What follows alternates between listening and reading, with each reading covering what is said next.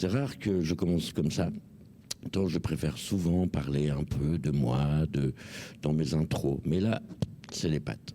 À 18 ans, mec, tu bats tous les records. Et paf, tu viens de niquer le cours de mes chroniques. J'ai dit tu. Et oui, je sais, tu as plus 18 ans, mais 20 ans. Mais il y a des morceaux qui datent un petit peu. Hein. En tout cas, chapeau. Merci. Putain, je me lâche, je suis carrément admiratif. Tu m'emmènes sur les chemins de ma propre jeunesse, des musiques de variété que je n'écoutais pas vraiment, tant il me fallait de la rage et quelques ténèbres pour apprécier la chose, mais qui aujourd'hui s'allument de temps en temps et me montrent le ciel ouvert que je préférais brouiller de rage. J'avoue qu'aujourd'hui, j'apprécie beaucoup plus certains artistes et certaines chansons qu'à l'époque même où elles ont été diffusées. Nos esprits se devaient de choisir entre les mondes, les modes, séparer les gens, et de façon naturelle, nous nous refusions à certains genres simplement parce que simplement parce que l'on en appréciait d'autres. Et puis il y avait l'aspect commercial. On nous saoulait de certains artistes sur toutes les ondes et les écrans, en oubliant totalement d'autres. Internet a bien niqué tout ça. Tant mieux. C'était très con, mais j'avoue que je peinais à écouter Michel Berger, par exemple, tout en admirant Daniel Balavoine, et que j'ai fait la rencontre avec Françoise Hardy à plus de 30 ans. Et fit là une bien belle découverte. Et puis, toute cette époque qui a bercé mon enfant, Jodassin, Claude François et bien d'autres, s'est éloignée à mon adolescence pour mieux revenir plus tard, à l'automne de ma vie, afin de les apprécier à leur juste valeur. Mais vous, Lucas, oui, je reviens à ce vouvoiement, tu vois. On a l'impression que c'est votre jeunesse, votre époque, vos souvenirs que vous nous faites partager. On a l'impression que vous avez grandi avec Louis Chédid et son cinéma. On me dirait que vous êtes le frangin de M, j'en serais pas plus surpris que ça.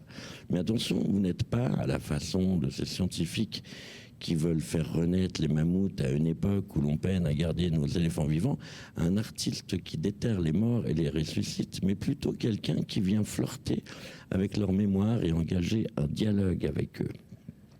Vous vous appuyez consciemment ou non sur quelques accords qui viennent résonner en nous pour mieux partir sur d'autres chemins, sur votre histoire, à l'intérieur de votre bulle, qui nous emmène en voyage dans des villes et des univers colorés, kitsch, amusants et échevelés, mélancoliques, des univers où les grosses lunettes pourraient rendre jalouses celles de Biloba Music. Et cela dit, bienvenue sous l'arbre aux 40 écus et aux abricots d'argent.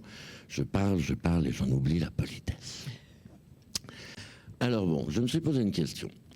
À quel âge vos parents vous ont mis devant le piano? 2 ans et demi, juste avant de vous jeter sur la scène d'un théâtre? Ne répondez pas. J'aime les mystères et si ça se trouve, vous avez déjà répondu à cela dans la première partie de l'émission. Je vous imagine à maternité, pas un cri, les doigts qui pianotent en l'air, en train de siffler une petite ritournelle romantique, la sage-femme aux anges et vous, amoureux pour la première fois, sans même le savoir, d'une muse des plus gracieuses. Pascal Gilberge, metteur en scène, auteur et interprète de votre spectacle qui précède la sortie de votre album Rose, vous voici à 20 ans avec un joli CV, comme on dit dans le milieu. Pas de fausses notes dans tout ça, ou alors je veux pas le savoir de toute façon. Ça swing chez Lucas et le bonheur se partage dans la douceur. On s'élève avec Pégase au-dessus des arcs-en-ciel.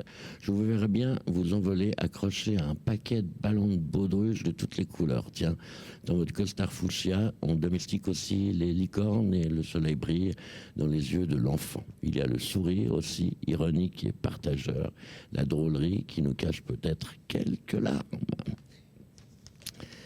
Bon, en même temps, j'ai peur qu'on se fasse chier si je ne fais que de passer de la pommade. Et paf, le tu s'est refait une place. Mais j'ai de la peine à faire autrement et j'ai envie de te décerner le prix de l'utilisation des expressions. Tu m'ôtes une épine du pied, tu sais, pour m'envoyer droit derrière dans les ronces. Je sais pas, moi ça me parle, les ronces et les épines. Faut que tu saches que moi aussi j'écris des chansons et que cette petite phrase, franchement, j'aurais bien voulu la trouver.